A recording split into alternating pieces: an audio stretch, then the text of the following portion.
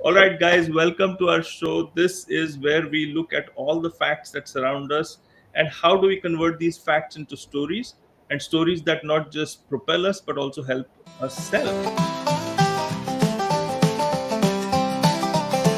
So, if you're a D2C fashion brand trying to crack it in a heavily discounted sort of market, wherein all the platforms that you're putting your brand on are eating away all your wafer thin margins, the question that you have to ask is, what color is your story? What color is your t-shirt? Janavi, can you set the context up for this one? Yeah. So D2C market has been booming in India, especially when it comes to fast fashion and fashion retail. So recently, within the last 1 to 2 years, we've seen companies like Snitch, Miragio, Berry Blush, Bold Fit, Rare Rabbit, Yoho get millions of dollars of funding. Everything is above $5 million, etc. So this sets the landscape that companies like Mintra and Ajio, which are primarily marketplaces for fashion retails, they might be looking at a stagnating market, and the D2C companies or the brands that have a story to tell or have some differentiating products with them have started to realize that marketplace dependency is cutting their margins, cutting their growth, right? So our context is how to help these D2C brands make a niche for themselves in the market with the growing e-commerce and Q-commerce players with very heavy supply chains, lot of capital backing with them, and lot of warehousing facilities, infrastructure, etc. How to beat them through one X denominator or differentiator, which is the story. Yeah, no, so very interesting. So let's take a step back, right? A wonderful setup for the context. I saw all the links that you sent me, like Rare Rabbit and Snitch and all of those guys, right? And I think that there's some really tempting products out there for the right target audience, but I think that they're playing to a very tired playbook. Okay, all of them, and I mean this as no disrespect. These guys might be future clients for us, so who knows? But the fact is that if I look at the way in which the playbook is, it is talking about products and how beautiful their T-shirt is, and it reminds me of at Mica, what we used to do is encourage people to start their own ventures. And a lot of people, especially Michael, see this T-shirt that I'm wearing. It is done by a Michael. It's called Cult, and it's a beautiful T-shirt, and it's got a lovely thing at the back, which I cannot show right now. But the fact is that, if, sir, we want to start a T-shirt business. So okay, cool. So the problem was that when they started entering that, they realized that unless and until they are actually meaning something beyond the T-shirt, beyond the fashion that they're doing, that was finding no traction. And that is literally the problem statement for any D2C fashion brand. Here there is this reducing margin that is coming for good T-shirts, good product, and the second is the absence of something which is deeply meaningful, deeply human, that people can connect to. And the bigger brands have already done this. Think of Patagonia, for example. But Yeah. if I have to look at all these new upcoming would be unicorns, Janavi, what do you think lies in store for them as far as their personas are concerned? Who is the persona, or who are the personas that we are talking to? Yeah. So we are talking to the companies now, taking from the problem statement, right? The biggest problem that these companies are facing are two. One is they have a very high CAC. Now, Yeah. for example, you take Very Lush. It has a CAC of rupees 395, while its average order value is only 1200. So that's a very small margin to play with. And Very Lush is a company that is depending around 85% of its sales from marketplaces like Myntra and Flipkart. So the growth opportunity becomes very less. Now secondly, these companies are facing a very big retention problem because of marketplaces, and like you said, there are no differentiators. These are yet another t-shirt companies, or these companies are basically catalogs rather than brands, right? So for me, maybe a soul store might not differ from a Bewakoof at some point of time, because both of them have collaborations with Marvel or DC, etc. So the product line is becoming very similar. the persona that we are speaking to are the companies who have a differentiator, that maybe might be playing on the quality or might be playing on the sustainability, like Patagonia, for example. They have some North Star, they have some backing, that doesn't just play on the vanity metrics or KPIs like your average order value or average cart value, etc. The companies that need to reach a certain point build their own brand so that they can build their own D2C platforms, in separation to or in competition with the Mintras and Flipkart, so their dependency is reduced at, I would say, to 0%.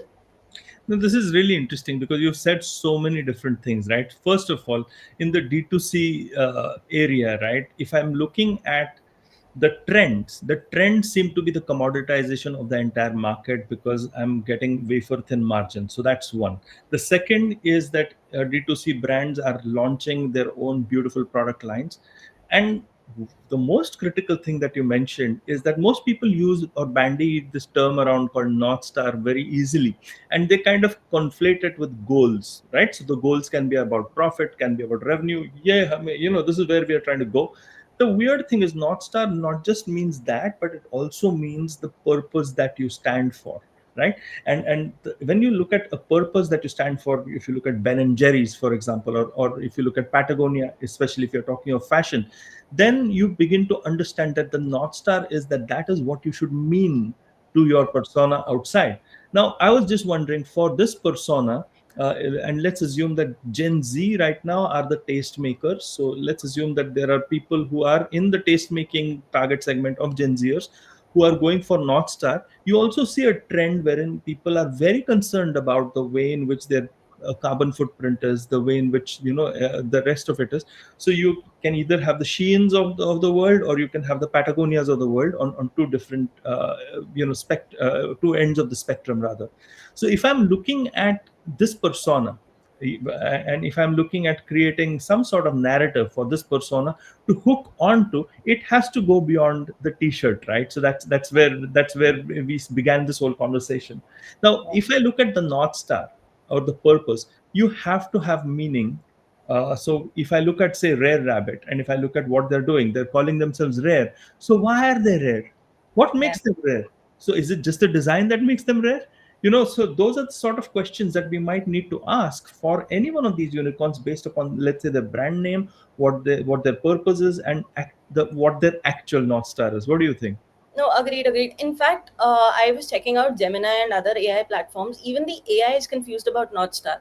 It gave Hmm. me the AI as growth metrics or the AOV as the North Star. That is KPI, Yeah, right? yeah, That is something on your analytical chart, and it will change from today to tomorrow. If your retention is becomes the sole purpose or becomes your North Star for tomorrow, right? Your KPI or your metric will immediately change to from average order value to returning customers, right? yes, So that cannot be what your company stands for. Now, why did Nike become so big? It did not become big because its North Star was sell number of shoes or have Michael Jordan as part of Nike, right? Or yes, why is Apple different? Or why is Apple still remembered even after Steve Jobs has long gone? Because its North Star was we stand for design.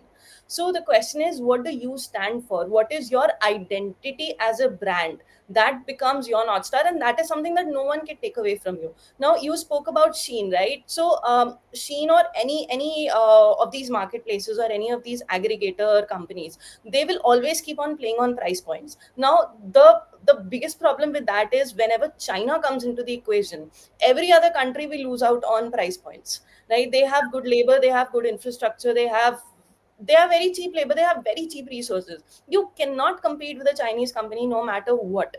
So the only thing that especially a D2C brand can play at is your brand identity, because that is something especially the Gen Z's flock towards. These are the people who have disposable incomes, these are the people who have certain standard of life. So they are very high on the Maslow's hierarchy. So what they are looking for is the identity of the brand that they're wearing, that identity becomes their own identity. So which brand do you resonate with in that cohort of Gen Z? That is your North Star.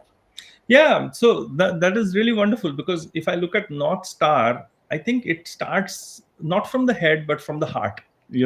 actually. So it has to mean something for all of your stakeholders. It has to mean something for your would be customers. It has to mean something for all the employees that work for you. It has to mean something for your your people who are already with you as customers, right? There's many.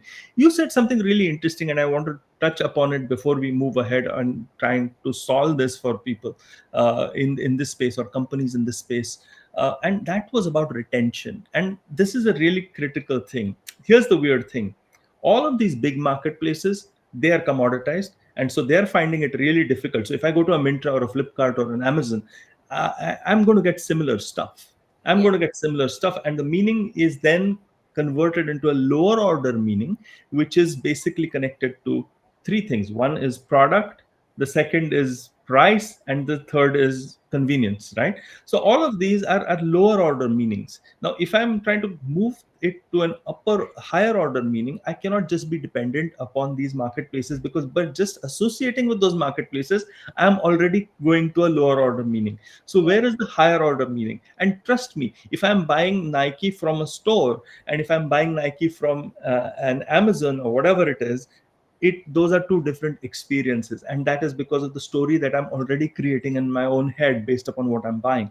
So in this case, the interesting piece is that the retention is perhaps not the immediate problem that these D2C brands are facing. They're trying to acquire new customers, but what is really critical is how are you acquiring those customers in order for them to be with you for the long haul. Otherwise you're not going to really succeed in the long term. And two, if I look at Byron Sharp's seminal work on retention, you know what he says? He says the more customers you acquire and the quicker you become a big player in the marketplace, you are going to have retention working for you. Now, this is very contrarian to the normal loyalty program sort of retention business that we hear, wherein you're separating acquisition from retention as if they're two different things. What he's saying is, forget about the conventional ways of retaining. Give a really strong way in which you can acquire rapid parts of the market share. And what better way to do that than to find the right story? So how do you want to proceed from here? Yeah. Yeah. Right, good question. So you threw a curveball now. Yeah, So I think now this is where we are entering into the foray of solutioning, mm, right? mm, Uh, so right now everybody associates story with what you put on Instagram or what mm, campaigns you run. yeah, Now here I would like to bring out your point for a D2C brand especially. Your story is not Instagram, your story is your platform. Your yes. story is your product features. Your story is, are you giving a 10-minute delivery, or are you or are you recycling old clothes, or are you providing AI personalization on your platform? Are you doing something that other platforms are not doing, Hmm. right? That becomes your story. So yeah, please go ahead. No, it's interesting that you say that. And so it's a combination of functional stuff and higher order stuff that you were saying, right? And that's true. You don't need to separate the functional stuff and say, oh, we will not talk of products. And you know what the weird thing is, that yes, you should have a presence, either an app or a website, which a lot of these companies do have, a D2C thing. But it should be carried through. So your Instagram can't be saying something else, your Yeah, community can't be saying something else. You have to have a coherent picture, wherein I understand what is going on across all of these distribution led channels, is the way in which I would look at it.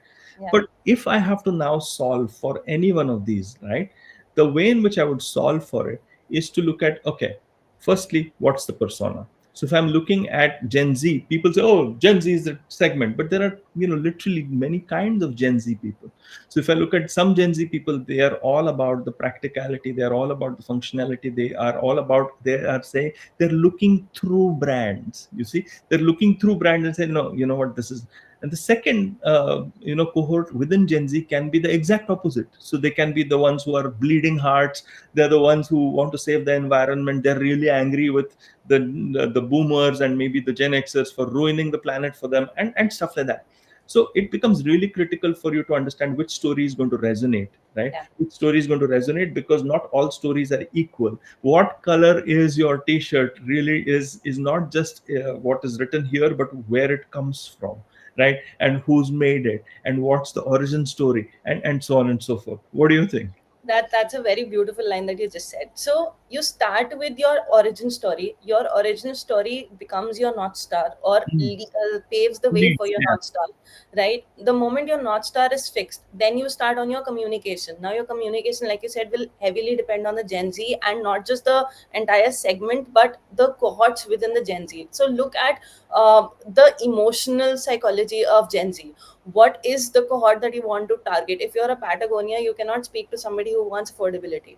They will No, never go for it, right? So you have to talk to the people who love sustainability. Maybe these are the people who are flocking the let's grow a tree campaigns, or these are the people who support let's save the soil campaign. So that is what your design should say, right? And this becomes your entire product line. Now how is this, for example, we take this as an example, somebody who loves the environment. Now how does that translate into your app story or your platform story? Maybe what narrative you're saying is, for every t-shirt that you buy we plant a tree, or for every t-shirt you buy we give the proceeds go to this environmental charity or the whatever. weird thing is that if I look at what you just said, okay, they make a lot of sense. Now, if I have to convert them into some storytelling, right, Yeah, I would literally make people invested in the tree plantation over here.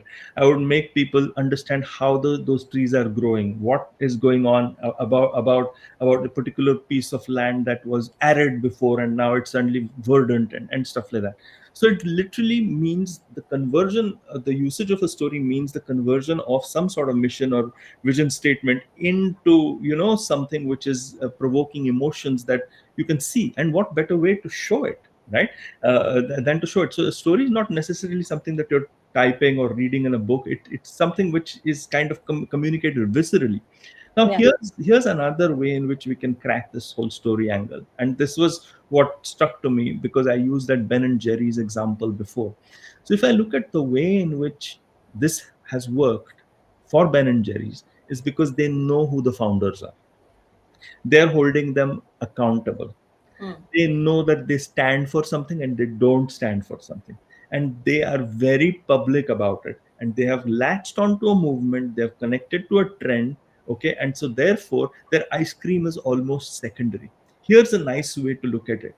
Suppose I am trying to buy a t-shirt, okay, and I go on Amazon and I look at t-shirts and I buy a t-shirt. So that's my typical organic customer journey, right? Now imagine that because of the story that you have created, I don't do that. I break the mold, and I actually look at maybe an Instagram and I look at all these trees and whatever and say, oh, this is a brand that I'd like to support. So I go there. So I'm not going there only for the t-shirt or just for the t-shirt. I'm going there because I resonate with that story. And then I'm onto that platform, and then I see all those wonderful products and the rest of it and the story that it stands for, and I buy off that platform yeah. rather than going to Amazon, knowing fully well that I might be paying a premium for that specific product when I buy it, because I'm not only buying your t-shirt, I'm buying your story as well. Does that make sense? That's a very good point, and this brings me to another very key messaging that we need to deliver to these D2C platforms, right?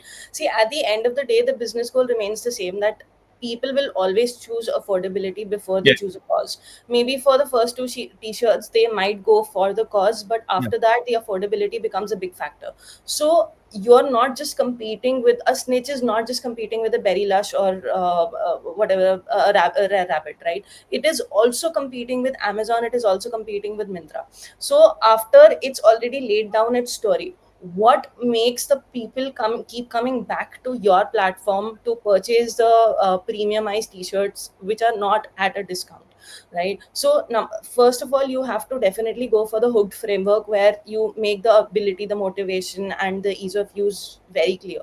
Now after that, that brings us to the loyalty programs, and not just the discounts or the points and etc., because no matter how many points you put on your platform, you'll never be able to compete with the kind of price points that Yeah. a Myntra or a Flipkart can deliver to you, right? So what is it, what is the part of, or what is the CTA of your story that brings the customer back to you again and again and again, that increases your average order value, that increases your retention rate, that reduces your acquisition costs, right? So number one, your cause or your story, that has already reduced your CAC. Why? Because you don't have to keep on pouring money into your performance marketing campaigns to retain each and every consumer. You are basically creating a community. If I believe in something and I know that another friend of mine believes in the same cause, I will recommend that t-shirt to him. Hey, go purchase it. Now once that word of mouth happens, then it is your responsibility as a brand to convert that person from the first time acquisition to a retained customer. That can only happen if your story comes to your platform in such a way that it creates loyalty from the first time user experience. Absolutely. Well said. I think that we've said a lot of things in this episode. I think it's time for us to look at the key insights that can come our way based on this. I think we spoke a lot about North Star and how it encompasses more than just goals, it has a purpose. The second thing which I would say is that we connected it to the personas Yeah, and what personas and how to break the journey. We also spoke about retention and how retention is actually helped by acquisition rather than actually the normal standardized discount driven loyalty programs. We also spoke of a trend, which is the commoditization of these marketplaces leading to wafer thin margins, and the only way to fight through is the story. And the biggest insight, Janavi, you know what is for me is when I'm wearing something, I'm communicating something that goes beyond the feature and the function of what I'm wearing. I'm not trying to show off the softness of the fabric or anything of that sort. And normally people who are really really good looking are already models. So obviously when I'm trying to stand out with my clothes, right, I'm trying to stand for something. What is it that you're making me stand for, and why should I buy into it, right? yeah, Okay, I think that is. those are my insights. Yeah. Yeah. I mean, I'll just say the last point. It is time for D2C to move away from that tired old retail or e-commerce playbook, right? You cannot compete with a QCOM. You cannot compete with giants like Myntra and Flipkart. So please stop trying to make your platform a catalog. Make it into a book, right? Make it into something that a person keeps coming back to again and again, and also gets the instant gratification of getting a reward out of it when they purchase the product. Make that product purchase in itself a reward. That is how you create a loyal community around you. Wonderful. I think that's what it is. When you buy a pair of Nikes, you don't buy a pair of shoes. And when you buy a t-shirt from Rare Rabbit or whatever it may be, it should not be a t-shirt that you're buying.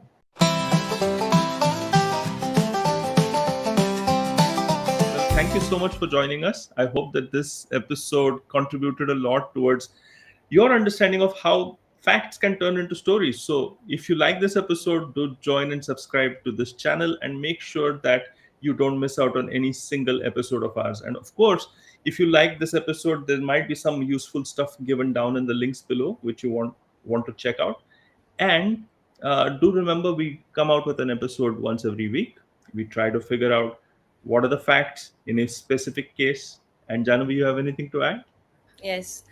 There are storytellers and then there are story propellers. Guess who are we? Ooh, guess who we are? Guess who we are? So we are definitely not fact checkers. Of course, we are fact checkers, but we're storytellers and story propellers.